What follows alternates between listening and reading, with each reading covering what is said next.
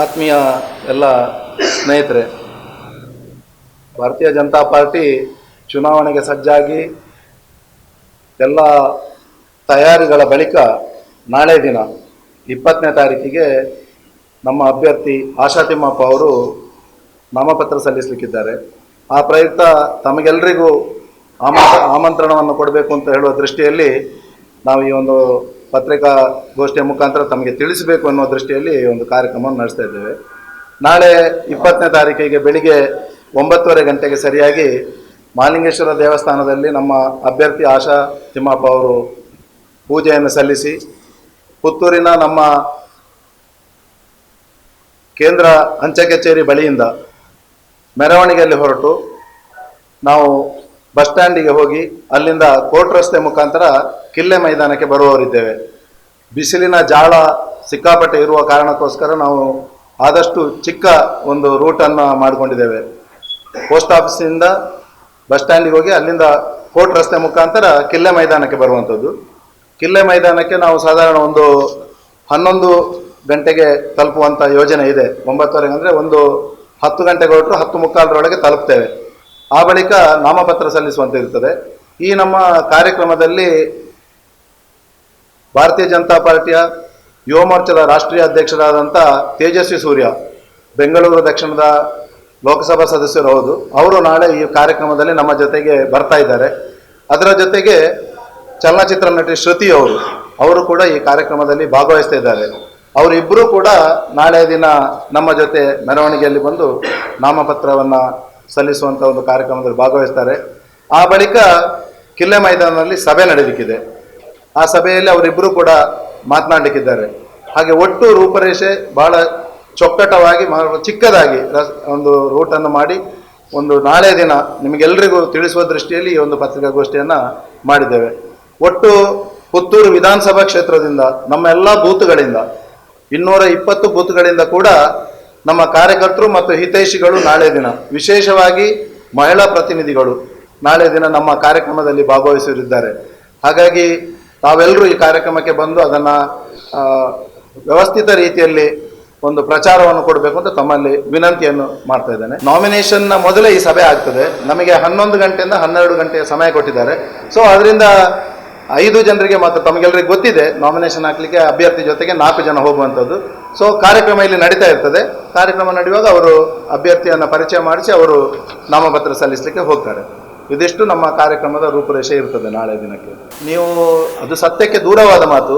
ನಾಳೆ ಪ್ರತ್ಯಕ್ಷ ನೀವು ಪುತ್ತೂರಿನ ವಿಧಾನಸಭಾ ಕ್ಷೇತ್ರದ ಸಾಕಷ್ಟು ಪರಿಚಯ ಇರುವಂಥ ಮಾಧ್ಯಮದ ಸ್ನೇಹಿತರಿದ್ದೀರಿ. ನಾಳೆ ದಿನ ನೀವು ನೋಡಿದರೆ ನಿಮಗೆ ಖಂಡಿತವಾಗಲೂ ಗೊತ್ತಾಗ್ತದೆ ಪುತ್ತೂರು ವಿಧಾನಸಭಾ ಕ್ಷೇತ್ರದ ಎಷ್ಟು ಜನ ಆ ಕಾರ್ಯಕ್ರಮದಲ್ಲಿ ಭಾಗವಹಿಸ್ತಾ ಇದ್ದಾರೆ ಅಂತೇಳಿ.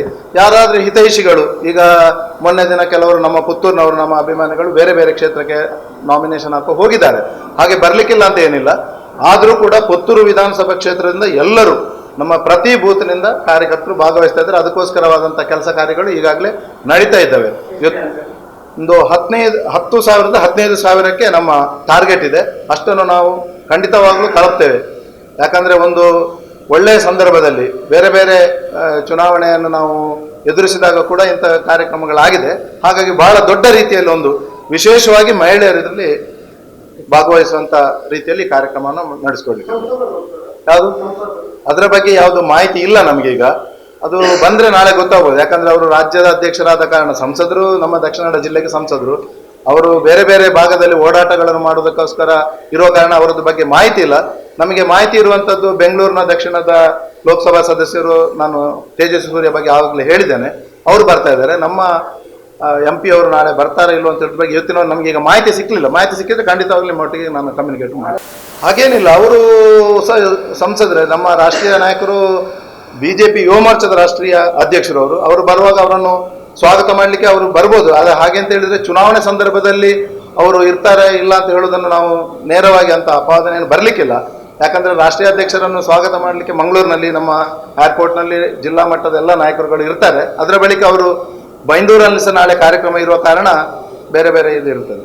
ಇಲ್ಲ ಅಂಥದ್ದು ಇಲ್ಲ. ಅಲ್ಲಿ ಯುವ ಮೋರ್ಚಾದ ನಮ್ಮ ಜಿಲ್ಲಾಧ್ಯಕ್ಷರು ಸ್ವಾಗತ ಮಾಡ್ತಾರೆ. ಹೌದು, BJP ರಾಷ್ಟ್ರೀಯ ಅಧ್ಯಕ್ಷರು 100ಕ್ಕೆ 100 ನಮ್ಮ ರಾಜ್ಯಾಧ್ಯಕ್ಷರು ಇರಬೇಕಾದ್ದು, ಅದು ಪ್ರೋಟೋಕಾಲ್ ಇರುತ್ತೆ.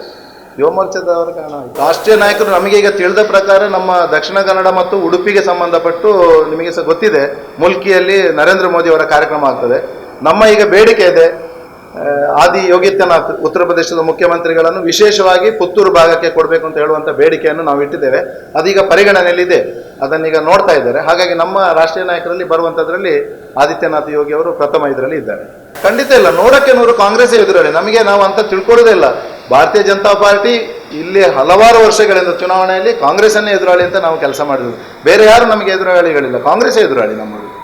ಇಲ್ಲ ಇಲ್ಲ, ನಮಗೆ ನಮ್ಮ ಎದುರಾಳಿ ಇರುವಂಥದ್ದೇ ಕಾಂಗ್ರೆಸ್. ನಾವು ಬೇರೆ ಯಾರದ್ರ ಬಗ್ಗೆ ನಾವು ಇದು ಆಲೋಚನೆ ಮಾಡ್ತಾ ಇಲ್ಲ. ನಮಗೆ ಎದುರಾಳಿ ಇರುವಂಥದ್ದು ಕಾಂಗ್ರೆಸ್. ಕಾಂಗ್ರೆಸ್ನ ವಿರುದ್ಧ ನಮ್ಮ ಹೋರಾಟ ಇರುವಂಥದ್ದು.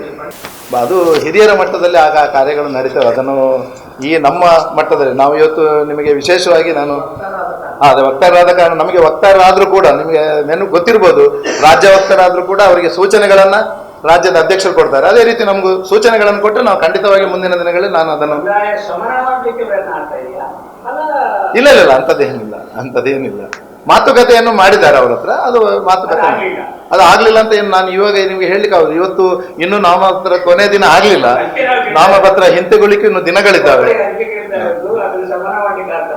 ಅದ್ರ ಯಾವುದು ಇಲ್ಲ ಇಲ್ಲ, ಭಾರತೀಯ ಜನತಾ ಪಾರ್ಟಿ ಒಂದ್ಸರಿ ತೀರ್ಮಾನ ಮಾಡಿದ್ರೆ ಅದು ರಾಷ್ಟ್ರ ಮಟ್ಟದಲ್ಲಿ ತೀರ್ಮಾನ ಆಗಿರುವಂಥ ಪಾರ್ಲಿಮೆಂಟರಿ ಬೋರ್ಡ್ ನಿಮಗೆ ಗೊತ್ತಿದೆ, 11 ಜನ ನಮ್ಮ ಪಾರ್ಲಿಮೆಂಟರಿ ಬೋರ್ಡ್ ತೀರ್ಮಾನ ಆಗಿ ಬಿ ಫಾರ್ಮ್ ಕೊಟ್ಟಿರುವಂಥದ್ದು. ಅದು ನಮ್ಮ ಅಭ್ಯರ್ಥಿ ಆಶಾ ತಿಮ್ಮಪ್ಪ ಅವರೇ ಇರ್ತಾರೆ.